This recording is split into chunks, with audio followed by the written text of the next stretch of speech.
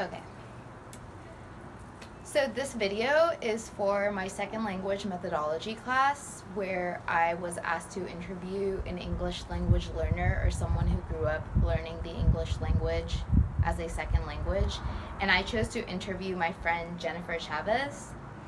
So Jennifer, Yes. tell us a little bit about your childhood, where you were born and raised.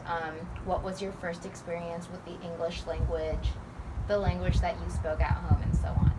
So, lived in Houston, born and raised in Houston. Moved to Pearland when I was 6 years old. Both my parents did not know any English at all. So, making that transition and going to elementary school, I think it was second grade, it was really hard for me to go from Spanish speaking to now English. So, I had a really difficult time, dealing with homework, interacting with different peers, and like I said, my parents didn't speak any English at all, so we were both learning with each other. Homework was horrible. It would always be very nerve-wracking to try to get homework down when I didn't really know the language. So had a really difficult time with that. Wow, that sounds terrible. When did you first started learning English in second grade, you said? Mhm. Okay, wow. So second grade, how old were you then? I was 7. 7. So learning English, and you had no experience with it whatsoever before that? I mean, not that I remember. I mean, I don't. The only thing I remember from like school-wise, is just moving to Pearland and then moving and then going to second grade. Elementary school was all like Spanish. Okay. So you attended a Spanish-speaking school Yes. prior to moving.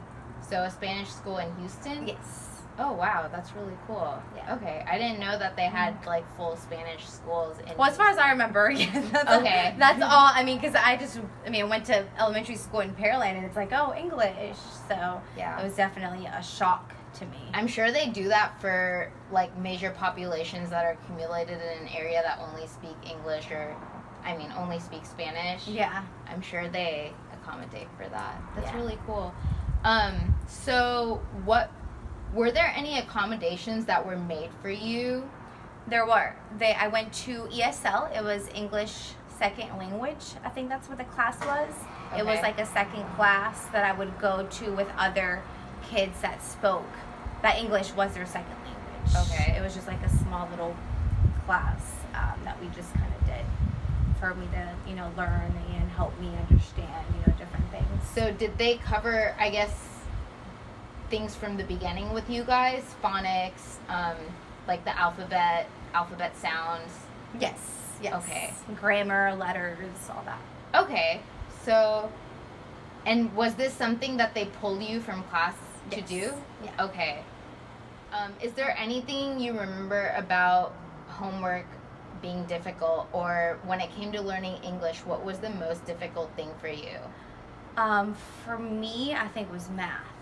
Math is like the numbers and the value of coins is what I had like the most difficult time with. Okay.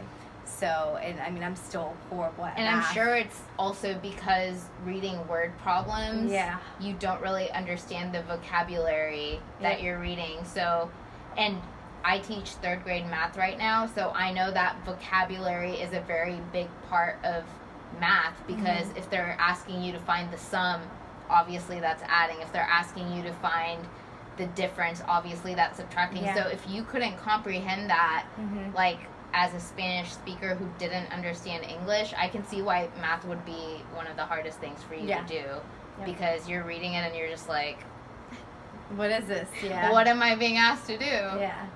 Okay. What about for your parents? Because you said your parents weren't English speakers either.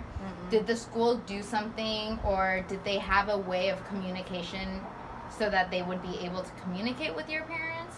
Not that I remember. I Okay. really. It's because we both knew a little bit. It's not like I didn't know anything at all. It's just I wasn't. I mean, it was definitely I had to learn more, and I wasn't as advanced as the other kids that knew English. And I mean, my parents again, they didn't really know that much English as either. So Yeah. it was like it was very difficult. Very And difficult. obviously you're very fluent in English now. And I mean, you know, you're the boss lady running things. But when did you start feeling, or where did you start feeling an ease with the English language? Or like, did you have friends that communicated with you in English regardless, and that just kind of helped you learn? Yes, definitely Okay. that. Definitely friends and my peers and different people, you know, in school. And I think around middle school is probably where I was like, okay, or around towards the end of 4th grade, going into the next level, I was just like, okay, I'm feeling a little bit more comfortable, but still, you know, there's a lot of things I didn't know. Okay. And so that's when you started becoming, so that about 2-3 years, right? Yeah. So you started feeling comfortable with speaking English and communicating In with 4th grade. peers. Okay, that's cool. What about reading and writing at that point? How was that for you? In 4th grade or in 2nd grade? Yeah, by the time you started feeling comfortable speaking verbally in English, how was reading and writing for you? It was easier. It was a Okay. little easier than before. I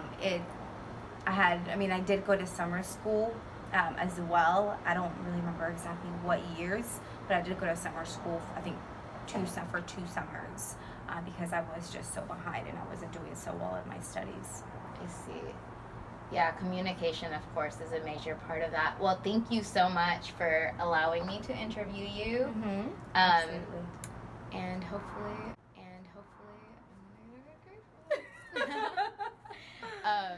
but yeah. We can do it again if Yeah, no, I think, too. I mean, I'll just edit out whatever isn't needed.